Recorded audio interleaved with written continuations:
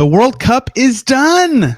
Daniel Theis, gold medal. Tyrese Haliburton, fourth place. What an awful weekend for Team USA. What a great weekend for Germany. Haliburton and Theis both playing pretty well. We'll break it all down. The takeaways for those two players, what it means to the Pacers, and the latest Pacers news, all on today's Locked On Pacers podcast. You are Locked On Pacers, your daily Indiana Pacers podcast. Part of the Locked On Podcast Network. Your team every day.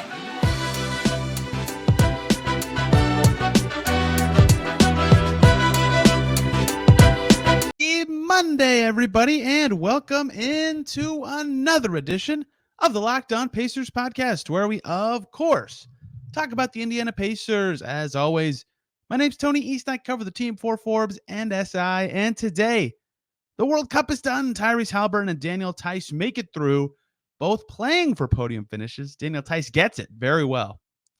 Championship for Germany, gold medals. They went undefeated throughout the whole tournament. They beat Team USA last Friday. Daniel Theis looked phenomenal, at least phenomenal for his standards.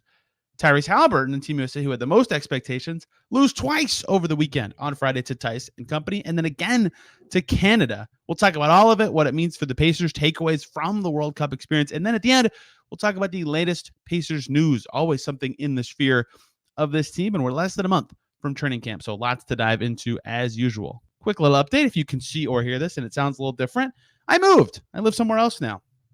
I don't really have the studio set up yet, so if you're on YouTube, you get to see this giant Mad Ants blanket I got at one of their last home games ever in a room that has nothing else in it except for that. So we continue.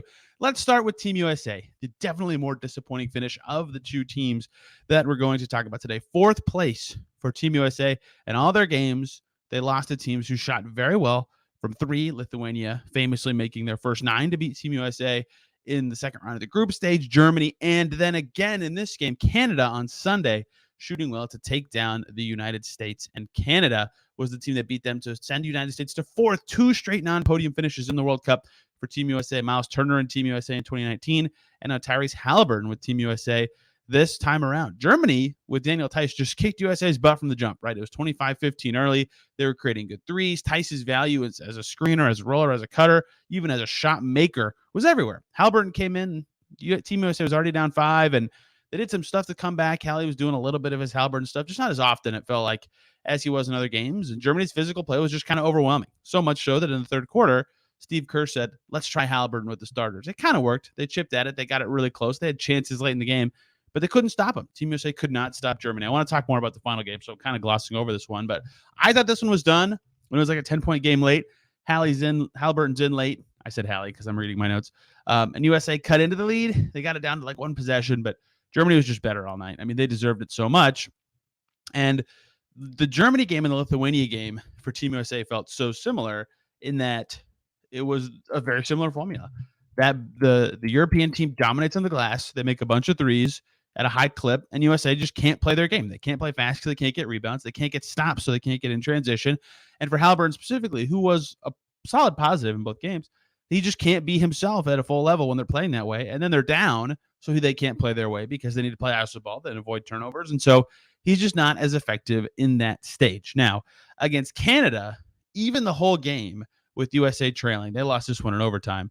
At least this game was so fast-paced, right? There were almost 20 NBA players on both rosters here that Haliburton could run quite a bit, right? He did very well in this game in that way stylistically, but this game was really interesting, right? I just wrapped up watching my rewatch of it. It also started at 4:30 in the morning. I think this is one of those games, right? I've covered Tyrese Haliburton for a season and a half now, and he has some games like this where his stat line looks good, right? This will sound low on NBA standards. Remember, this is a shorter game and guys play fewer minutes, although Haliburton did play almost 31 in this game. He had 6 points, 5 rebounds, and 7 assists. 7 assists led the team by quite a bit, which is kind of telling of the Team USA experience out in the World Cup. And 7 assists was the second most in the game behind Shea, who was just freaking phenomenal. So Haliburton played well statistically, but he didn't shoot well. He went 2 for 8 from the field and 2 for 6 from deep. He only had 1 turnover, and it was a bad turnover, right?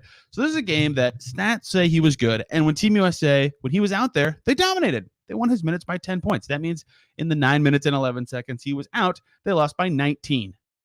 19 in 9.5 minutes. Not even 9.5 minutes. You get the gist of how important he was. But he would come to the podium after a game like this, and he would say, I played bad, right? He would reference that turnover because it was ugly. He would reference some missed shots, even though most of them were open-ish threes, right? He did miss both of his 2-point attempts. And just in general, the lack of force I felt like the team had when I'm in there. They never had a really big run. They had some good, solid, long, extended stretches, but never a big run. He would not say he played well in this game. He came in when they were down 10 in the first quarter. He came out, it was a close game. He played a ton in the second half. They couldn't contain SJ, though. He was a part of that. Like, a lot of the stuff he would have expected of himself, I don't know if he did them, even though statistically, especially when he was out there, Team USA playing well, he was fine. It's a very strange experience for him in this game.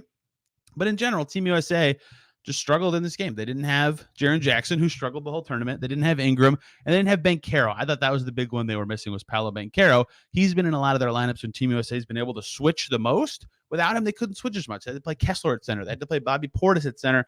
They couldn't switch as much on defense. They gave up 127. A little harder. They had to trap Shea, Gilgeous-Alexander at times in this game. Haliburton did okay at the traps. Steve Kerr had some interesting adjustments at halftime, right? He said they would trap Shea first, let him get one drive off where there's no contact, and then try to hit him hard after that because, his mindset will change after a no contact drive. And it kind of worked. The third quarter went okay for Team USA at first. Canada goes out to a big lead, and it worked great in the fourth quarter. They tied it up and sent it to overtime.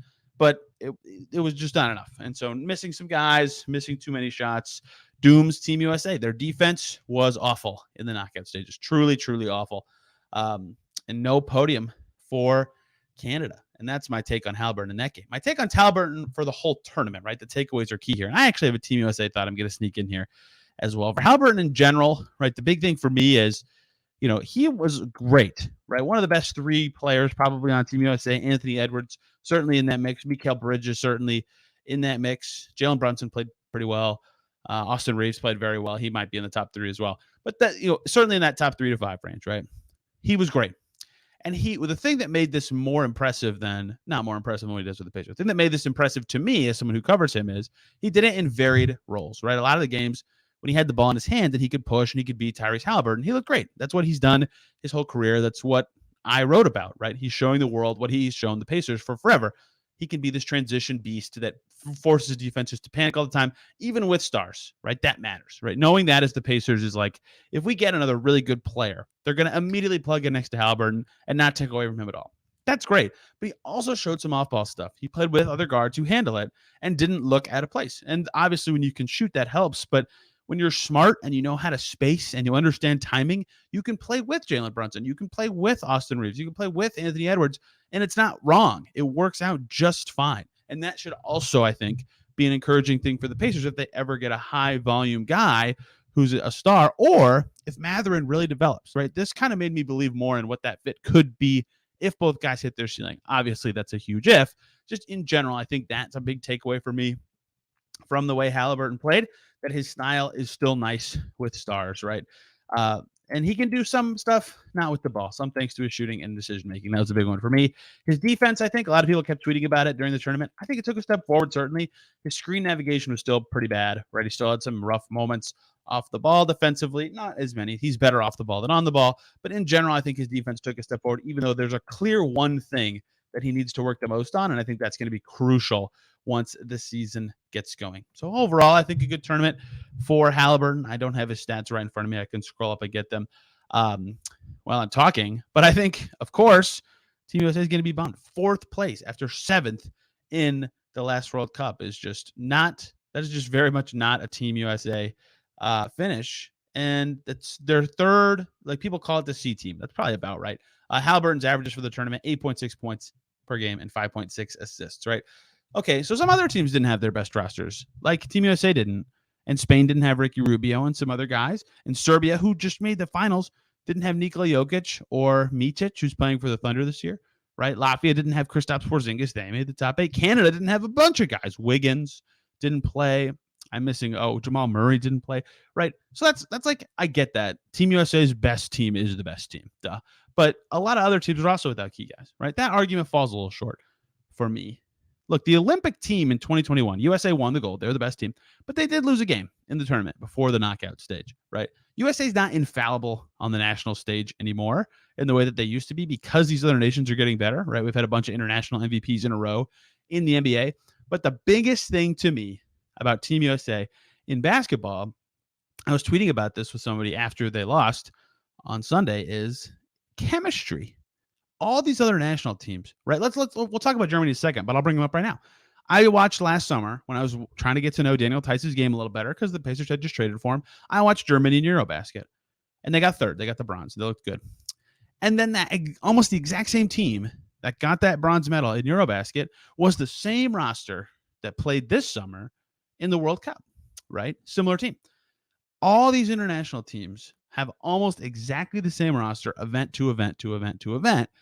And so they have chemistry, even though they don't play together year round or on a club stage. Even Canada, who doesn't quite have that, they don't require, but they request, right? When Nick Nurse was the coach, he had these 3-year commitments. O'Shea Brissett, notably when he was with the Pacers, was a part of that, of guys that they would have starting in the summer of 2022 that would play for Canada in 3 straight summers. Training camp in 22, training camp in the World Cup in 23, training camp in the Olympics in 24, right? They had a big group of commitments. It was more guys than that would actually be on the roster, but that way they had a pool to pick from, right?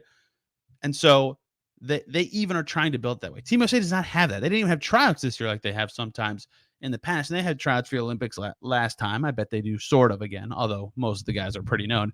But I think that's a big part of it, is when they send different teams all the time, as the talent gap shrinks, the chemistry difference can make up for the remaining talent gap. And I think you saw that in this tournament, is that USA was a little more inconsistent, especially defensively, whereas some of these teams, especially Germany, but also Serbia, who made the finals, and Canada and Lithuania and Latvia, their role players are just phenomenal around the stars because they've all played together and they all get it. I digress. I just wanted to talk about Team USA getting fourth. People are clowning them for that finish, and they probably should. Team USA should have been expected to win, but I don't think the talent gap is as big as people are making it out to be, even though it's all NBA stars, because of what I just explained. Even though, yes, Team USA should have won the tournament and they deserve a lot of criticism for the way they played, especially on defense down the stretch. You know, played a lot better.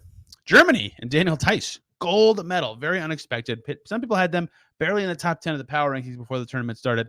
I thought that was dumb. You probably heard that on this podcast, but I didn't think they would win, certainly. And they did. A gold medal for Theis, who showed more good stuff. And I want to talk about what that means for the Pacers. And I'm seeing people get a little ahead of themselves with what this means for the Pacers. I will explain why in the second segment today. But before we get to that, though, I need to talk to you guys about Ibotta, picking up burgers and hot dogs for a summer barbecue. You already know you're doing it. So why not get cash back while you do that with Ibotta? They give you cash back on hundreds of grocery items, from produce to personal care to pantry goods, so you can make sure you're beating inflation no matter what you're purchasing. Either link your loyalty account or upload your receipt after you shop, and you can get cash back. It's that easy. The average Ibotta user earns $120 per year. That can save you the cost of an entire shopping trip, or you can use that cash to buy a flight you've been eyeing, or a game you've been dying to go to, a fancy dinner you've been craving. Other apps give you points that don't amount to much with Ibotta. You get real cash back that you can cash out to your bank account, PayPal, or gift cards. You can earn cash back from hundreds of online brands and retailers when you start with Ibotta, including Lowe's, Macy's, Sephora, Best Buy, and more. Right now, Ibotta is offering our listeners $5 just for trying it. Sign up on Ibotta. Use the code LOCKED when you register. $5. Sweet. Just go to the App Store or Google Play Store, download the free Ibotta app, and use the code LOCKED. That's IBOTTA in the Google Play Store and the App Store, and use that code LOCKED. Thank you, as always, for making Locked On Pacers your first listen today and every single day. For your second listen, how about some cheating? Locked On Colts. Maybe you're not interested in football, in which case I'll go to Locked On Rockets because they just re-signed Boban Marjanovic and his Serbian team just won the World Cup. But if you are an Indiana sports fan, Locked On Colts also exists. Colts debuted on Sunday. Anthony Richardson throwing touchdown, passing touchdown, or that's the same thing. Throwing touchdown, rushing touchdown, and an injury in a sort of close loss. Zach and Jake will have the latest for you over at Locked On Colts and on Anthony Richardson's debut, and of course the rest of the Colts as the season progresses. Let's continue here talking about Daniel Theis. Gold medal. Last summer we talked about his bronze medal with Germany and Eurobasket. This year it's gold on the world stage instead of the Europe stage, and Theis played a big part of it, right? They beat Serbia in the finals. The Serbian team, Bogdan Bogdanovic, a couple other NBAers, a bunch of former NBAers, good team. Theis was not needed in ways he was in the past in this tournament, in this game. You can just look at his game log throughout the event and figure that out. I'll pull that up while I'm talking. He had 2 points. That was his lowest of the tournament, right? Every other game, he had 8 or more. He was not needed as much like he was in other games. He was used as a screener and a cutter way more, and as a play finisher, way less. I thought that was super interesting, and I'm getting way ahead of myself. The game flow is important, talking about it. He scored his basket really early. He caught it from three.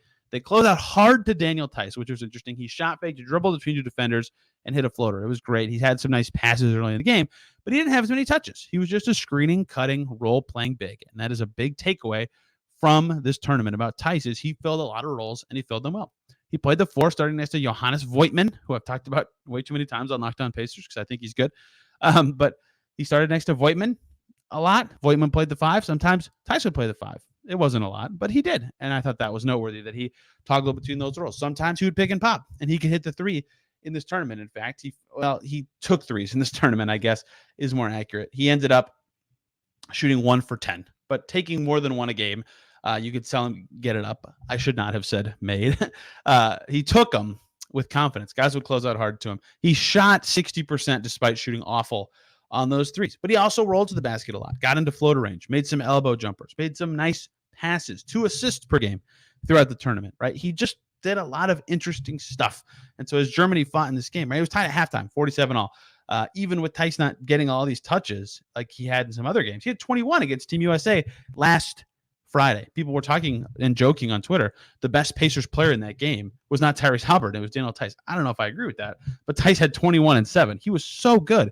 He hit a 3 in that game. He also was 9 for 13 from the field and was a +4 in a 2-point win, right? He was awesome. He was phenomenal. And that was kind of what he was all tournament, not to that extent, but just like that play style, meriting that level of defense until the literal last game.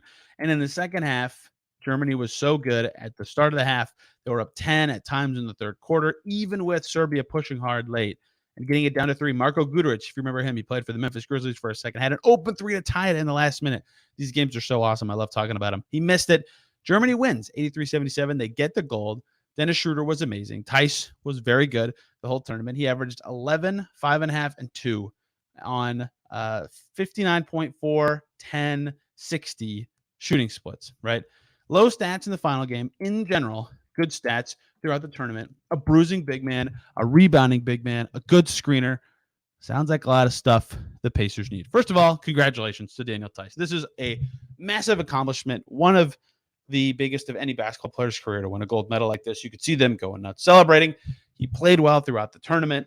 It's phenomenal. Him and Dennis Schroeder and everyone on that team, who I've watched a lot of since, ironically, Theis ended up with the Pacers last summer. Congrats to him. They deserved it. They kicked Team USA's butt.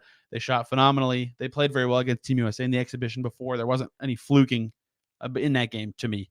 And then they beat Serbia because they were just better. And also they qualified for the Olympics. So they'll join Haliburton in Paris. Well, if Haliburton's on Team USA, they'll join Team USA in Paris next summer.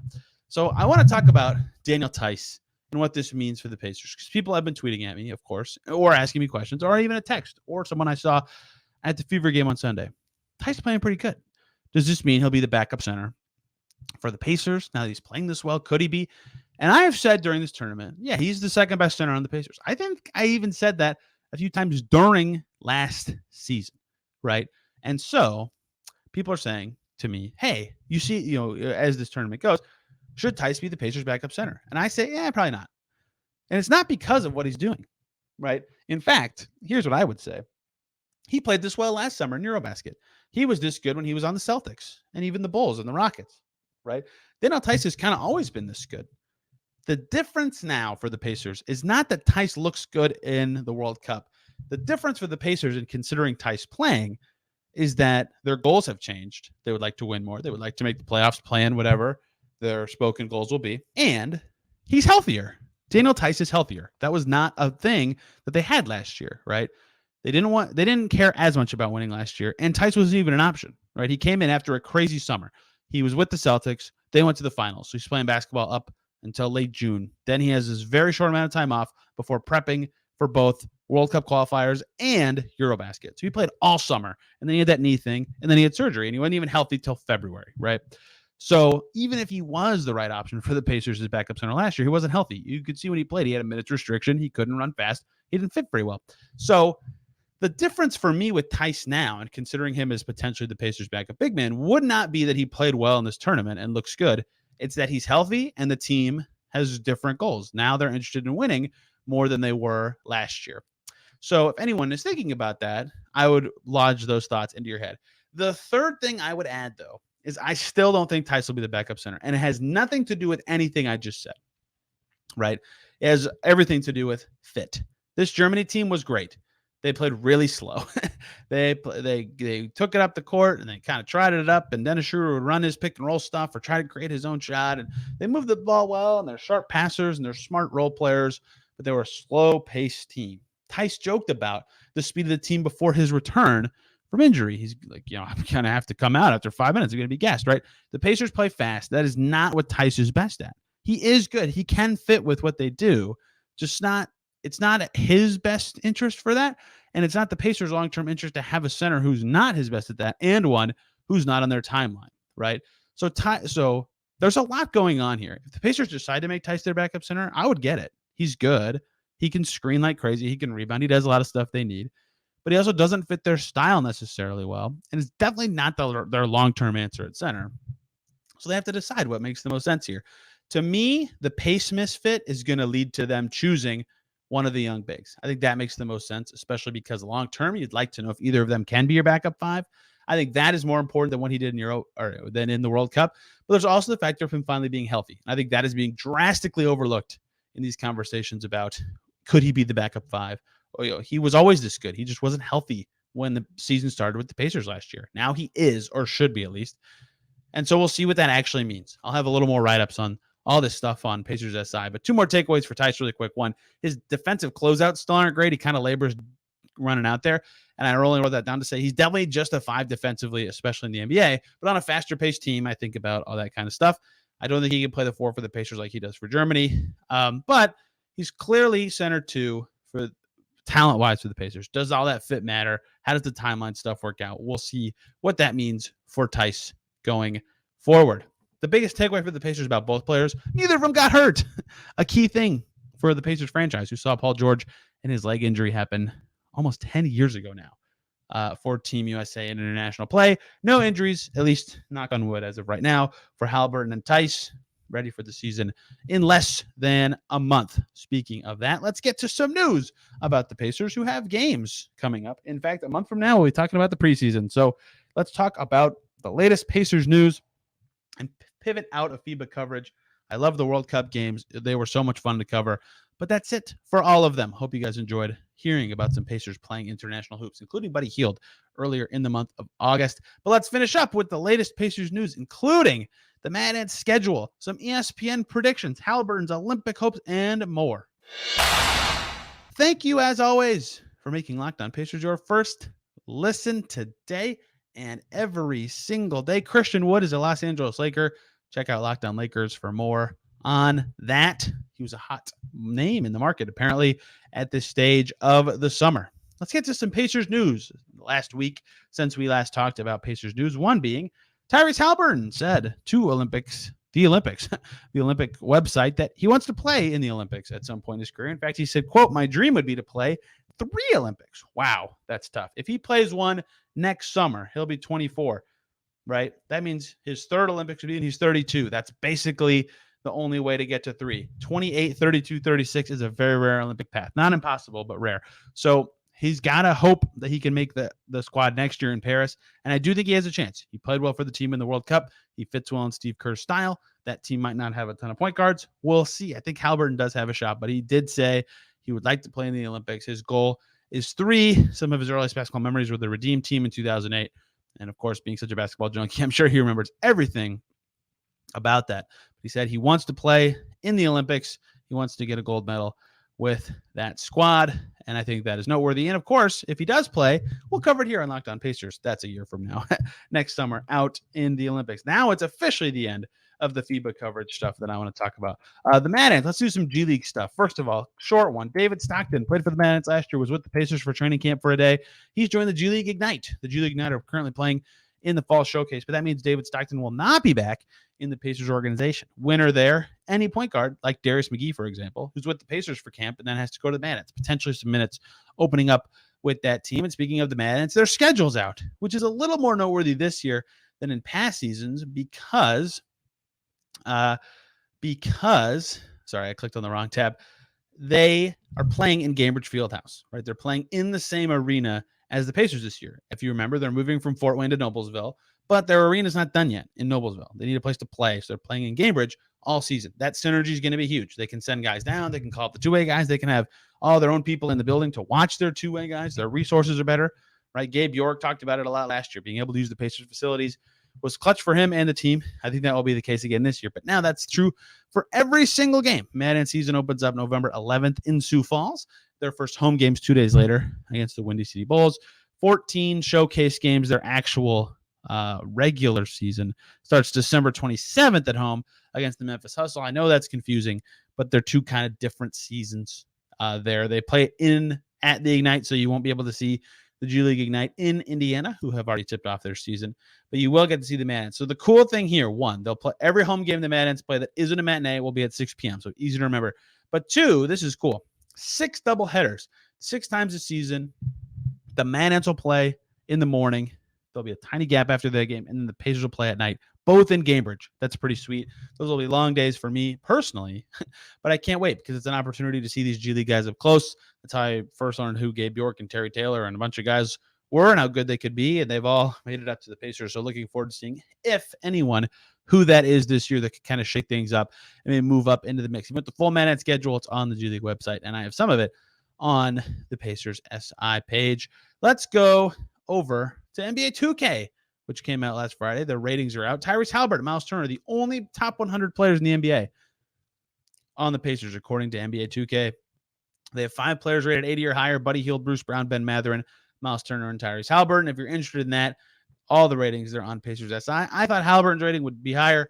I thought Bruce Brown's rating would be higher. I thought Buddy Hield's rating would be higher. And I thought Toppin and McConnell's rating would be lower. So interesting stuff. If you have quibbles with that, take it up with the men over at 2K. Ronnie 2K specifically, I believe is his name. Let's close up talking about some ESPN predictions for this season, just to kind of set the scene for what the national media narrative or talking points appear to be about the Pacers this year. ESPN did their summer forecast series. In the Eastern Conference playoffs, they predicted the Pacers would go 38-44 this season. So 3 wins better than last year. That is 9th in the East. So they'd be playing, according to ESPN, Orlando in the first play-in tournament game with a chance, if they win that, to make the playoffs via the second play-in tournament game. So 3 wins added by getting Bruce Brown, by their young guys getting better, and by getting Obi Toppin is ESPN's prediction. Of course, the rest of the East also got better, so it's not that easy, but I'll be fascinated to see if they're right or if they're wrong. That's about where a lot of the betting lines are, too. So it seems like a lot of prevailing knowledge outside of people who cover the Pacers, not the prevailing, I guess, but a lot of voices are saying high 30s. I think a lot of people I've heard recently are closer to saying low to mid 40s. We'll see where it ends up. I think 38 is I think 38 is too low. Speaking of ESPN Summer Forecast Series, they also predicted the Pacers would have numerous Sixth Man of the Year candidates. I rolled my eyes at that because that's impossible. You can only have one sixth man by default. The second guy off your bench is your seventh man. Either way, ESPN predicted the potential award winners for all the awards. If you want to hear my picks, go back to last Friday's podcast. But in ESPN's outlook, they predicted Obi Toppin and Bruce Brown and Ben Mathurin all in the potential top 10 of the odds for Sixth Man of the Year this coming season. Toppin tying for 8th and getting a few first-place vote nominees, which I think Obi Toppin's going to start. That is just a guess, to be clear. But if he does, he can't be Sixth Man. They also had both Buddy Hield and Ben Mathurin among their answers, which, again, I don't think, or excuse me, not Buddy Hield, Bruce Brown and Ben Mathurin above their guys. I'd be stunned if both of them came off the bench. We'll see where this ends up happening, but I think there's a chance 2 of ESPN's answers here aren't even possible, and the third one would be their sixth man in that case, because you can't have 2 sixth men, air quotes, by default. You can read more about what ESPN predicts of the Pacers via their summer forecast series. We have a few more news items we could get to, but we'll save them for next time. We'll need a couple more as the offseason progresses. Top 100 lists, Pacers players and execs doing podcasts. There's plenty more to talk about, and we'll continue to do it here on Locked On Pacers. This week, player season preview starting. We're back to 5 days a week. Really, we're back to every day starting after Labor Day last week. Back to 5 days a week. So player season previews coming back with Caitlin Cooper. Really excited. We're going to kind of blend our end of the season player talk with leading into this season stuff. We've got some cool ways to segment the show. We're going to do the 5 biggest storylines about the Pacers earlier this week with Dustin Dopirak from the Indy Star, and some other fun, newsy Pacers topics as we progress. The World Cup's done. No more of that. We'll find a new way to fill our weekly fix of Pacers news and basketball analysis. Thank you guys for listening. Hope you had a great weekend. Mine was super busy, as you can see, or maybe hear, depending on how echoey this room is. But looking forward to building up this setup. Thank you all for listening. Have a fantastic day. We'll see you tomorrow.